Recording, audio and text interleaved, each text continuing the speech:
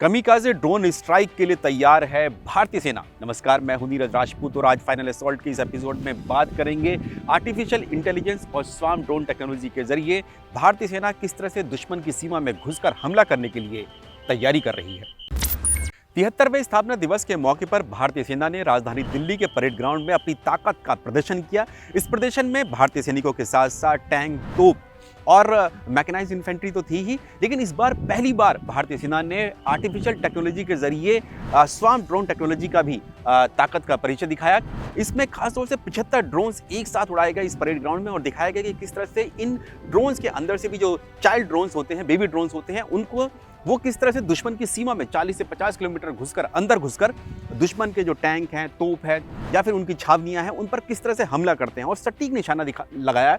इन drones ने। और पहली बार बताया गया कि भारतीय सेना अब जो नॉन कन्वेंशनल वॉरफेयर है, यानी कि गैर पारंपरिक जो युद्ध कला है, उसके लिए भी तैयारी कर रही है, क्योंकि जिस तरह से अब मॉडर्न वॉरफेयर हो रही है, हाल ही में अजरबैजान और आर्मीनिया के बीच में जो युद्ध हुआ था, उसमें नॉन कन्वेंशनल वॉरफेयर के जरिए ही ड्रोन टेक्नोलॉजी का इस्तेमाल किया गया और ड्रोन्स के जरिए ही हमले किए गए थे, ना कि आईबॉल टू आईबॉल जो सैनिक आमने सामने की लड़ाई कम हुई। इसीलिए भारतीय सेना भी अब तैयारी कर रही है कि किस तरह से नॉन कन्वेंशनल वॉरफेयर के लिए अपने सैनिकों को तैयार करना है, और उसी का ही पहली बार परिचय दिखाया, प्रदर्शन दिखाया और परिचय कराया कि नॉन कन्वेंशनल वॉरफेयर के लिए भारतीय सेना तैयार है। इस स्वार्म ड्रोन टेक्नोलॉजी में एक साथ कई सारे ड्रोन होते हैं, वो दुश्मन की सीमा में घुसकर हमला करते हैं। अगर दुश्मन के टैंक आ रहे हैं भारत, अगर अपनी सीमा की तरफ आ रहे हैं, या फिर उनकी जो इन्फेंट्री कॉम्बैट व्हीकल्स हैं वो आ रहे हैं, तो उन पर हमला किया जाता है। इससे फ़ायदा ये होता है कि जो ये छोटे छोटे ड्रोन्स होते हैं, इनमें एक्सप्लोजिव होता है या बम होते हैं और ये जाकर गिरते हैं। इससे जो कोलेटरल जो डैमेज है वो बहुत कम होता है, यानी कि जो देश या सेना इसको इस्तेमाल करती हैं, उनके सैनिकों की क्षति बहुत कम होती है, क्योंकि अगर आमने सामने की लड़ाई होगी तो सैनिकों की क्षति ज़्यादा होती है। लेकिन क्योंकि ये आपको इस पे लागत भी कम आती है, इस तरह के छोटे ड्रोन्स पे, जो कि बम या कोई एक्सप्लोजिव ले जाकर हमला कर सकते हैं, और इसको पूरी तरह से कंट्रोल किया जाता है, कमांड सेंटर से बैठकर कंट्रोल किया जाता है, और उससे आप जाके दुश्मन की सीमा में घुस सकते हैं। भारतीय सेना के मुताबिक जो इस तरह के ड्रोन्स जिन्होंने अपना फायर पावर डेमोन्स्ट्रेशन दिखाया, ये 40 से 50 किलोमीटर अंदर सीमा में घुसकर जो है हमला कर सकते हैं। आपको यहाँ पर ये भी बता दें कि इसके साथ साथ ये जो टेक्नोलॉजी दिखाई है, तो इसी दौरान ही भारतीय सेना ने मुंबई की एक प्राइवेट कंपनी से 140 करोड़ रुपए की डील की, जिसमें जो भारतीय सेना को जो स्विच टैक्टिकल ड्रोन्स हैं वो ये कंपनी मुहैया कराएगी। हालांकि ये नहीं बताया गया कि इस 140 करोड़ की डील में कितने ड्रोन्स जो हैं भारतीय सेना को मिलने हैं, लेकिन ये अंदाज़ा लगाया जा रहा है कि कई सौ जो ड्रोन्स होंगे, टैक्टिकल सर्विलेंस ड्रोन्स होंगे, वो भारतीय सेना को इस कंपनी से मिलने वाले हैं। आइडिया फोर्ज नाम की ये कंपनी है जिसने दावा किया है कि उसके जो स्विच टैक्टिकल ड्रोन्स हैं वो करीब 4000 मीटर की ऊंचाई पर जाकर और वो वहाँ से 15 किलोमीटर के दायरे तक पूरी सर्विलेंस कर सकते हैं। जानकारी के मुताबिक भारतीय सेना ने जो ये टैक्टिकल